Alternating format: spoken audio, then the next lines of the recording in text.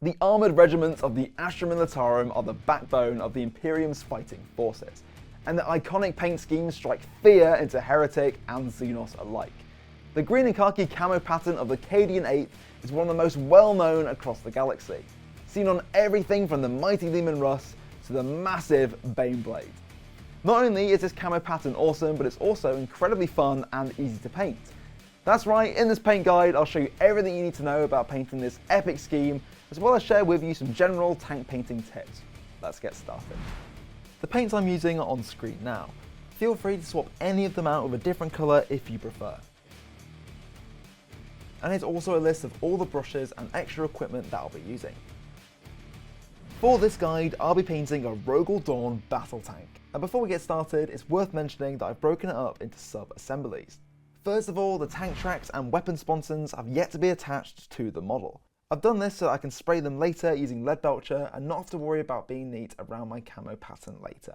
I've also left the crew unattached so I can paint them separately, as well as the optional accessories that you get in the kit, so I can decide which ones I want to include once I've finished. You don't have to do any of this if you don't want to, it's absolutely not necessary, but with my experience I just find that sub-assemblies like this make painting tanks much easier. But with that said, let's get painting. First up, we need an undercoat. And seeing as this scheme comprises mostly of two colours, one of which being a tan sand colour, Xandri Dust Spray is perfect. With that said, by all means, feel free to use a different undercoat if you like. It just means that the next step will take a little longer. Speaking of which, next I'm painting the entire model with Xandri Dust from the pot. This may seem a little pointless, but the reason I'm doing this is because despite sharing the same name, the paint from the pot and spray can are ever so slightly different. Taking the time to quickly coat the whole model with Xandri Dust now means that we have the freedom to fix any mistakes with it later if we need to. If you're super confident that you won't mess up, by all means skip ahead, but if you're clumsy like me, then this is a great way to keep your back covered. With that one out of the way, now it's time to start adding the camo pattern. Now this might be a little daunting, but trust me, it's super easy and there's also lots of ways to go about doing it, so I'm sure we can find the right one for you. Even though on the box art they look a little all over the place, this camo is actually just a few wavy lines that stretch across the entire model. And painting them is as simple as just placing them where you want them to be. So to start, make sure the main turret is pointing forwards in its natural position. And then using a large brush, just pick out a starting point. Now how chunky you make these lines and the shape is totally up to you.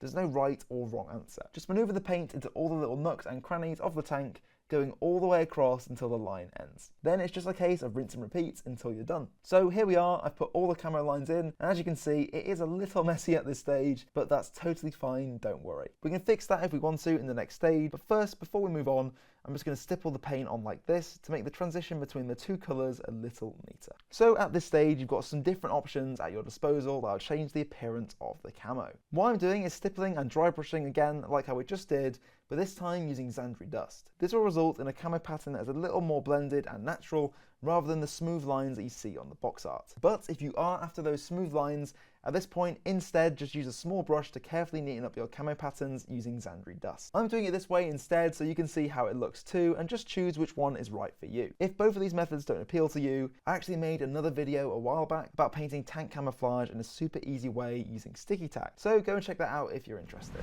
But anyway, there we are. The camo pattern is blocked out, and it might look a little messy right now, but it'll look great once the tank is finished. Before we move on to shading, I'm quickly base coating these barrels on the back of the tank with Death Guard green. This slight variety in colour will look great on the finished model, but you could totally leave these in Castellan green if you wanted to.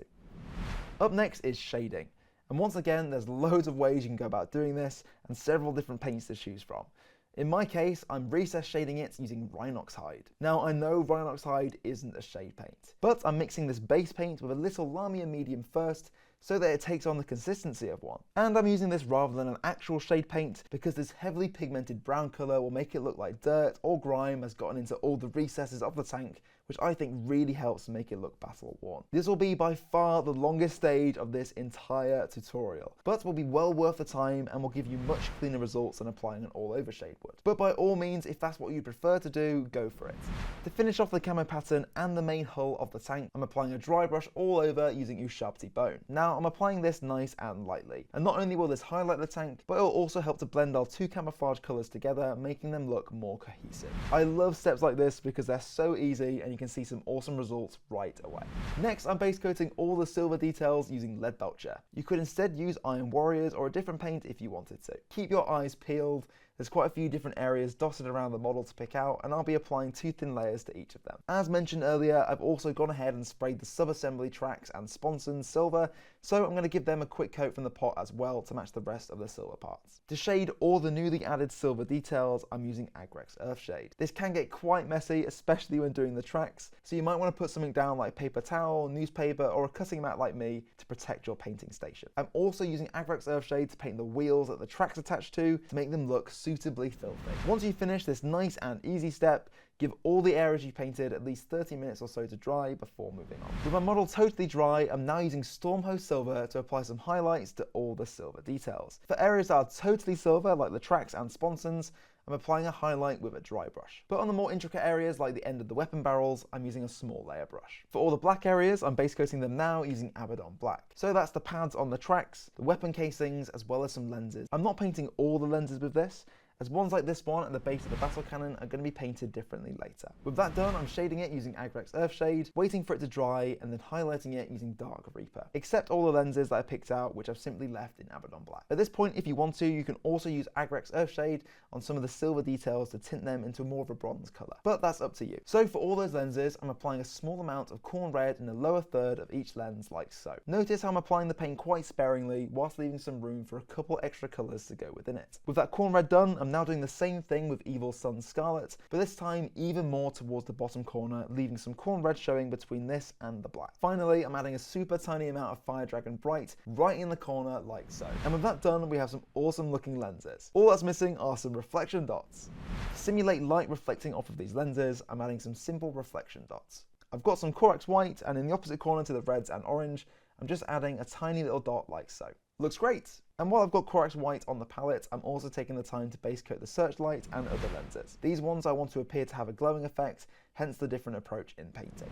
For all the lenses now base coated in Corax White, I'm now applying Blood Angels Red to them and a little bit around the edge as well to create this quick and easy glowing effect. If you'd like a different coloured lens, all you have to do here is swap out the contrast paint for something else. Striking Scorpion Green is a great choice. And for the Searchlight, I'm using Nighthaunt Gloom, but this time I'm mixing in a little contrast medium to make the colour more subtle. This light isn't meant to be on, so I won't be painting around it this time like I did with the Blood Angels Red. And with that done, this Rogal Dorn battle tank is nearly complete. There's just a few key things missing, like the sub-assemblies and battle damage. But before we move on to those, let's add the transfers. Adding transfers is especially fun on large models like tanks because there are so many flat panels and surfaces to add them to and opportunities to get creative. You get loads of transfers with this kit, some generic ones as well as some tailored to specific regiments. For me, I'm obviously using the Cadian ones as well as some of these more generic options. With that said, there's something cool for every and any tank that you might be painting. The different tank names are a particular favourite of mine, and from this moment on, my Rogal Dorn shall be known as Brutus 2.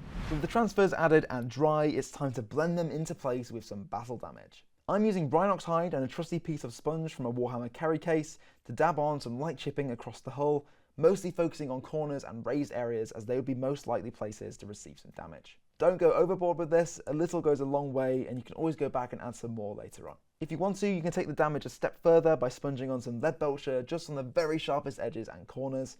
Alongside the Rhinox hide, this will create the impression of deeper cuts and scratches. With our tank freshly battle damaged, it's the time we've all been waiting for. It's time to attach the tracks and sponsons to the rest of the model. Pay close attention to the instruction manual here to make sure you're assembling them onto the model correctly. And I'd recommend using super glue rather than plastic glue as to not damage the paint job. At this point, all that's left to paint is the crew and any other extra optional assemblies that you're wanting to attach to your Rogal Dorn. What's really nice is that because this is the last step, if you can't decide what to attach, if anything, you don't have to make up your mind just yet. Get it on the gaming table, see how it feels after a few games, and afterwards, if you think your armoured beast is missing some sandbags or some spare fuel, revisit them and get them painted and put them on.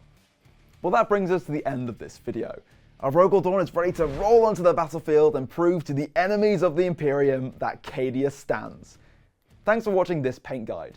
Now you should be confident enough to not only tackle painting any Astra Militarum tank in your army, but also any Warhammer tank that you might come across, thanks to some of the awesome tricks that we learned today.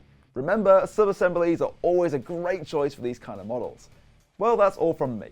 In the meantime, if you are looking for more tutorials, tips and tricks, you can check out some of the other videos on the Warhammer YouTube channel, or alternatively you can head to a Warhammer store where our amazing staff are always happy to help. Once again, thanks for watching, and I'll see you next time. Bye bye!